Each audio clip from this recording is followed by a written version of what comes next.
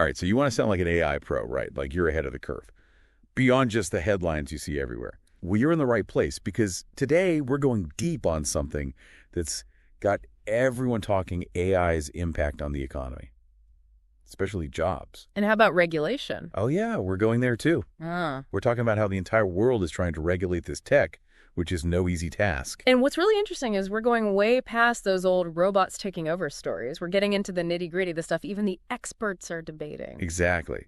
And to guide our deep dive today, we're going to be looking at a March 2024 IMF working paper called The Economic Impacts and the Regulation of AI, a review of the academic literature and policy actions. A mouthful, I know. It is. But trust me, this paper is insightful. It digs into all the latest research that everyone's buzzing about. So let's address the elephant in the room right away. That little voice in the back of your mind whispering, is my job safe? Or is AI going to steal my job? Yeah, is the robot uprising coming? Right. Well, the IMS paper tackles this question head on, and some research definitely leans toward be scared. But other research says AI is a huge productivity boost. So who's right? Well, the funny thing is, almost everyone seems to agree on one thing.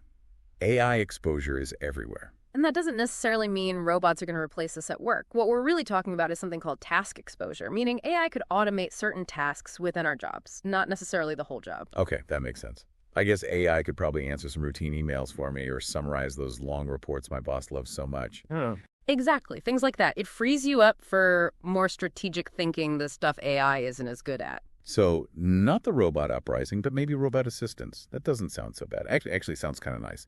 But really, how widespread is this? Well, one study found that up to 80% of the U.S. workforce could see 10% or more of their tasks replaced by AI. That's a significant chunk of jobs being affected. Wow, 80%. Mhm. That's a lot. I'm guessing this isn't just factory workers we're talking about anymore. Nope, this is hitting white-collar jobs, too.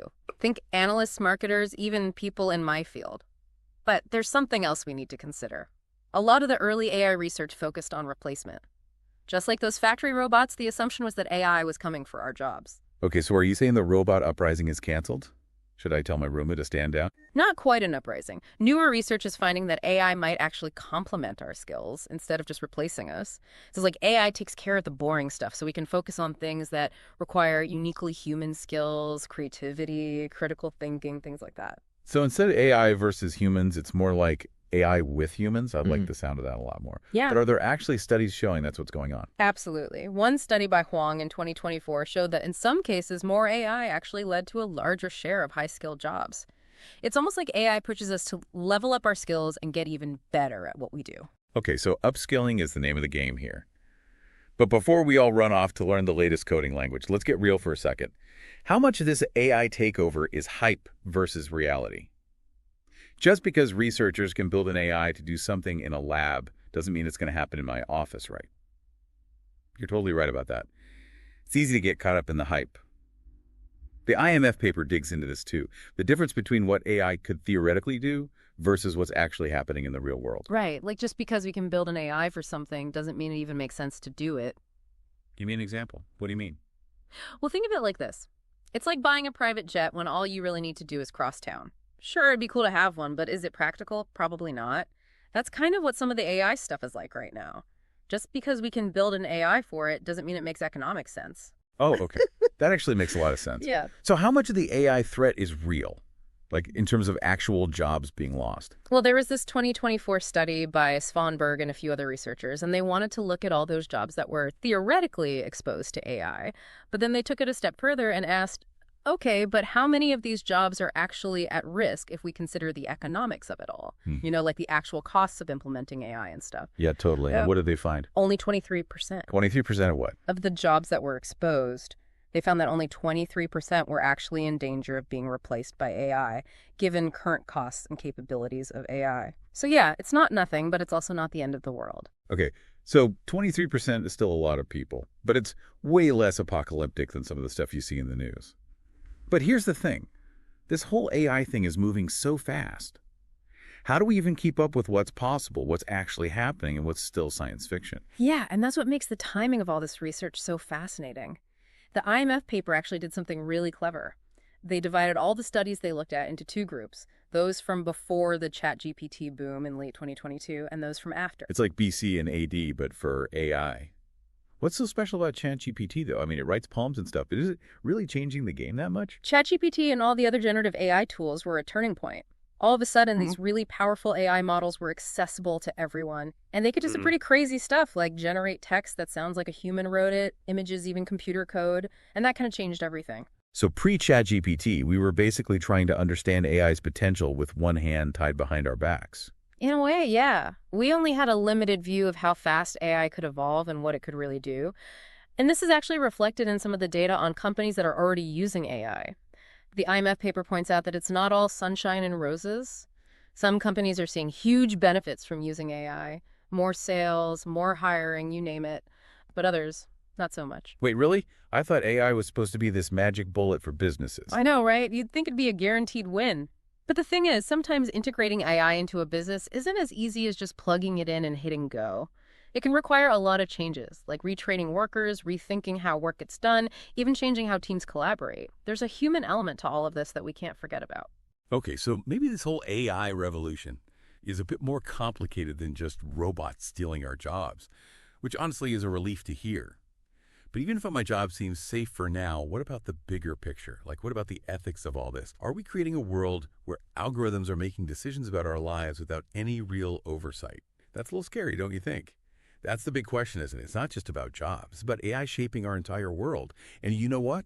The IMF paper actually goes there. It dives into this whole regulatory landscape, trying to figure out how we make sure AI is working for us, not the other way around. Yeah, it's a debate that's happening everywhere right now, and for good reason. Because the potential problems here are huge. We're talking about companies creating AI monopolies that could control entire markets. We're talking about using AI to manipulate people on a massive scale, even discrimination. All those things are on the table. Now that you mention it, I've noticed those online ads that are like weirdly specific to me. It's like they know what I'm thinking. Like the other day, I was craving a triple chocolate milkshake, but I hadn't even Googled it or anything. And then boom, there's an ad for milkshakes right in my face. Is that AI doing that? It could be. Those targeted ads are just the beginning. The IMF paper talks about research showing that algorithms can be designed to take advantage of our weaknesses, like our fears, our insecurities, even just our desire for instant gratification. And Yeah. that's how they get us to click or to buy things. Okay, yeah. That is kind of creepy. It's like AI is using my own brain against me. So is anyone trying to stop this? Like, are there any rules in place to keep AI from going off the rails? Definitely, regulations are starting to pop up all over the world. The European Union is kind of leading the charge with something called the AI Act, although it was still in draft form as of March 2024. But even with that, there's still a lot of debate about how strict these regulations should be, how to define AI from a legal standpoint, and how to keep up with this technology that seems to change every single day. It's a moving target. It's like trying to hit a moving target. Yeah, exactly. So how are different countries even approaching this whole thing? It seems impossible. Yeah, so the IMF paper looks at this too. And they point out a really interesting contrast between the EU and the US. The EU is more about being strict and proactive. They're trying to anticipate problems before they happen and prevent harm from the get-go. The US, on the other hand, is taking more of a hands-off approach. They're encouraging ethical AI development, but they're not intervening as directly. So it's like the EU is putting up fences and the US is putting up warning signs. That's a good way to put it. And both approaches have their pros and cons. The EU model could stifle innovation, but it could also protect people more effectively.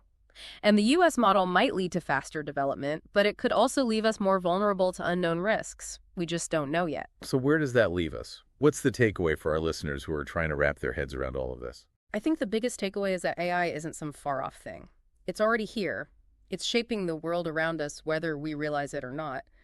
Those personalized recommendations you get on shopping websites, your spam filter that's keeping your inbox clean, that's AI at work. And as AI becomes even more powerful and even more integrated into our lives, it's more important than ever that we understand the implications, both the good and the bad. And we've covered both sides today. The potential for AI to make our lives better and the potential for things to go wrong, which is why conversations like this one are so important. We have to keep talking about this stuff. I completely agree. This technology is evolving so quickly that we have to stay informed and engaged if we want to steer it in the right direction. Absolutely. Well said. A huge thank you to you for breaking all of this down for us. It's been incredibly insightful. Happy to be here. And for our listeners, if you want to learn even more, be sure to check out the IMF working paper we've been discussing today.